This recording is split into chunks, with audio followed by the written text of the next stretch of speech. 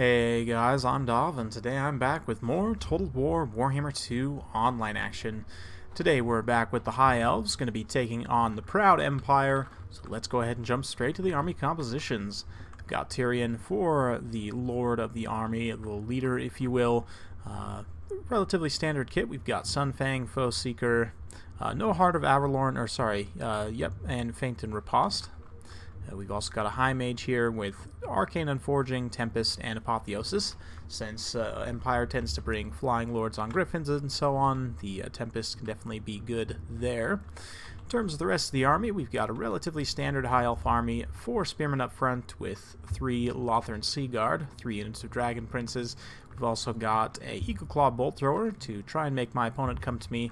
We've juiced it up with some chevrons so that just in case my opponent brought some artillery, we'd be able to outduel it.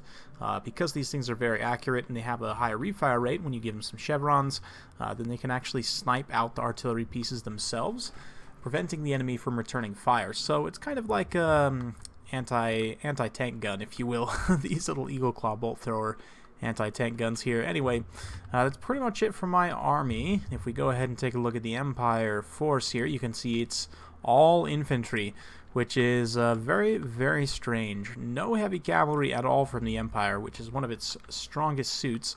So let's go ahead and take a look here. We've got a front line of spearmen, some with shields, some without. We've got 6 handgunners. So quite a strong gun line here, including 1 silver bullet. The Regiment of Renown. These guys do magic damage. The reason why you don't see handgunners very much is that they have some serious line of sight issues, which I'm hoping will get fixed in the next patch.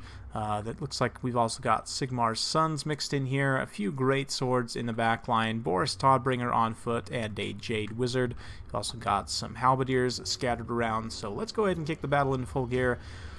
We'll watch as the Empire foot soldiers slog it on up the hill here and try and take a high ground position so that they're not at quite such a disadvantage. We are going to be moving forward a little bit, but since I do have the artillery, I can kind of just sit back and make my opponent come to me. So should be on the scatter shot at this point, and we are going to switch to that since my opponent doesn't have any large targets actually whatsoever. It's all small infantry-sized targets, which I'm not really sure why.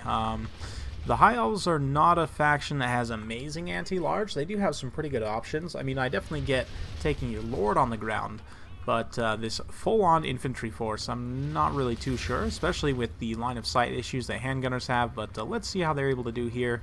We're going to set up our defensive line, and the Lothern Sea Guard are going to start opening up shots on handgunners. We're going to focus fire probably on these silver bullets first. It looks like, nope, this other unit of handgunners here.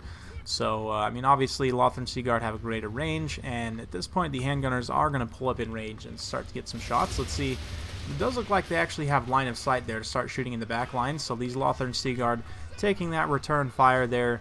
The handgunners, since they actually have an open line of sight there, are able to perform, but since my opponent has no cavalry, he has no response to this.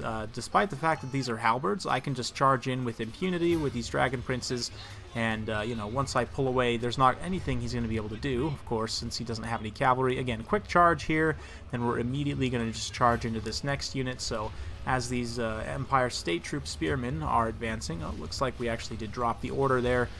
But yeah, in the back line, you can see the Lothern Sea Guard already starting to deal with several units of handgunners. Silver Bullets in the back line being collapsed by Dragon Princes. Silver Bullets with their magic damage can do quite a bit, but particularly in Total War Warhammer 2, there's a lot more large mass units, heavy cavalry, large monsters, and so on. And so it's tougher to protect skirmishers. You can see this line of handgunners here about to be just mowed down by a brutal Sunfang roasting. So yeah, they're not too happy. My opponent does drop an Earthblood there to try and keep them in the fight, but they've lost over half their unit models and a ton of HP. The Eagle Claw Bolt Thrower continuing to fire away there. Looks like we're going to hit Todbringer with the Arcane Unforging, which does quite a bit of single target damage, and Boris getting in here with his amazing looking plume. Tyrion a little bit overextended. He will start to take a little bit of damage, but Tyrion's combat stats are so high that the halberdiers and so on will have a hard time making contact with him. And speaking of combat stats, I actually have the script written for my How to Read Stat Cards video. I'm going to be recording that over the next couple days, and it should be going up Wednesday or Thursday. I know it's been a long time coming. It's a video that I've talked about making for a long time. I'm finally going to be getting around to it. I'm expecting Norska by the end of the month, so I wanted to be sure to get it out with plenty of time for people to watch it and kind of digest. And yeah, we're going to be just talking about the different stats, how to read stat cards, because, you know, I had thought about making a multiplayer guide, but ultimately, Total War Warhammer is a game where even over the course of the Tomb Kings patch, which is the patch we're in right now, the meta has evolved and changed quite a bit over time as people discover new tools, synergies, and because there's so many different variety of factions and they're so asymmetric in all these various different ways. There's a lot of factions have surprising diversity, even some you wouldn't expect, like Vampire Counts, Chaos, and some of the other Rush factions. Despite them not having a huge amount of variety, it would seem there is quite a bit of nuance there, and the meta takes time to evolve. So it'll be interesting to see, you know, when Norska comes in and shakes things up, how the meta evolves over time. And yeah, certainly things will change. I mean, just Norska and the Regiments of Renown for a lot of the old world factions are really going to shake things up, and hopefully things like the handgunner bug, for example, do get addressed as well. You can see, speaking of handgunners, these guys getting absolutely pancaked. But yeah, my idea was I could make a guide, but instead, how about I make a series of videos so that you guys can learn how to create meta, which is to say, learn how to build your own builds, how to interpret information, so when new DLC or free LC or whatever is released, that you guys can just at a glance, you know, read through the stats and everything, and just kind of get an idea of what things will be used for, and try and give you guys the tools to look for synergies, and like I said, create your own meta, create your own builds, essentially, because, you know, you can go watch anyone's videos for builds, you know, myself, Turin, Gabo King, Total Brohammer. I mean, there's tons of channels you can go to for builds, but in terms of creating your own builds, I think that's ultimately the most empowering thing that I can give to you guys as players, for those of you who watch my channel, you know, for tips and so on. I know there are quite a few of you. Looks like we're going to be dropping another Sound Fang in the front line here. I tried to angle it so that it wouldn't get too much friendly fire. We are going to do a tiny bit of friendly fire there, but yeah, so my how to read stat cards is kind of a tentative start to that. I may end up making a full-on faction by faction guide, especially once Norska comes out and we have Regiments of Renown for all the old world factions. Then I can start to go through, and because I mean, obviously with the Giant Slayers, it does show that they're willing to update the old world factions somewhat, so maybe I'll hold off a little bit longer just in case they decide to update, you know, the Empire or Greenskins or anything else. You know, there's a possible it will come in the Norska update, I suppose, but we'll see. Anyway, in terms of the battle there, kind of got sidetracked slightly as we took in the cinematics, but yeah, it was mostly just my Dragon Princess cycle charging around and finishing things off. You can see my opponent just did not have the mobility to respond, and with the Empire, their strength comes in their heavy cavalry. I remember talking with one of you guys about this in the comments section of a recent video.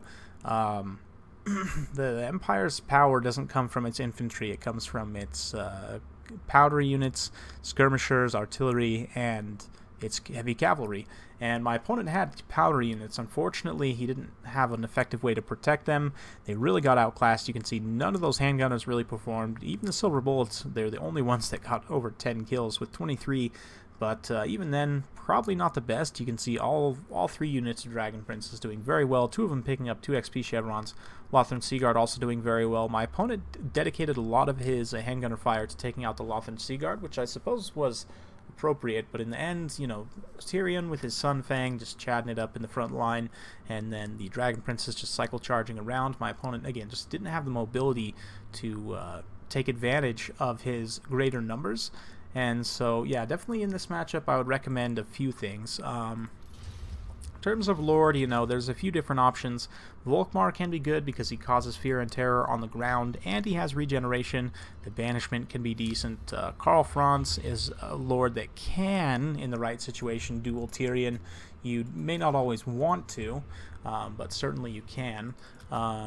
Personally, I like to run Karl Franz on the horse. You go ahead and hold the line, and maybe cut Foe Seeker. Foe Seeker is one of those ones that if you have the extra funds, you can pick it up, but Reikland, Runefang, and Galmaraz at the very least. back them up with the Royal Altdorf Griffites, and kind of run these guys, use the Altdorf Griffites as Franz bodyguard. You're going to get that hard-hitting, anti-large armor-piercing terror squad, and Karl himself will administer severe beatdown to other characters. So I like that. These guys can also help take down things like Dragon Princes. To that effect, the Grey Wizard is probably a good choice here, although if you're going with Karl Franz, you definitely want healing. So I would go ahead and take a Jade Wizard here, and then you're definitely going to want some Reichsguard. Reichsguard obviously won't beat Dragon Princes, but because they're cheaper, you can go wider. So likewise with Spearmen with Shields, pretty good pick in this matchup. I like that option. 1 or 2 Great Swords is okay, although Great Swords are really not super cost effective against the High Elves. I'd probably say Sigmar Sons are a solid choice, and then with the rest of the funds you could do some different things. You could potentially go with some Outriders here, and maybe if we squeeze another 100 funds somewhere, just cut down the shields on one of these guys. 2 of these guys, in fact. Then we can afford 1 more Outrider here. So something like this, the reason I like Outriders better is because their unit models are taller, it seems they have a lot less issues with line of sight obstruction. Likewise, because of their mobility, if your backline gets compromised, they can just run away. They don't have to stand and fight, so they can reposition. Likewise, if you end up gaining a mobility advantage over your enemy, then you can turn the corner with the Outriders and start shooting your opponent in the back, which is devastating. So personally, I like Outriders a little bit more than Handgunners. If they end up fixing the line of sight obstruction issues, that may change, but here's to hoping they do so. Anyway, thank you very much for watching. Hope you guys enjoyed yourselves. I know I did. If you do like this kind of content, be sure to like and subscribe. Hit that bell notification button. I do try and keep it coming with Total War Warhammer 2 content every single day, so stay tuned for more, and we'll see you next time.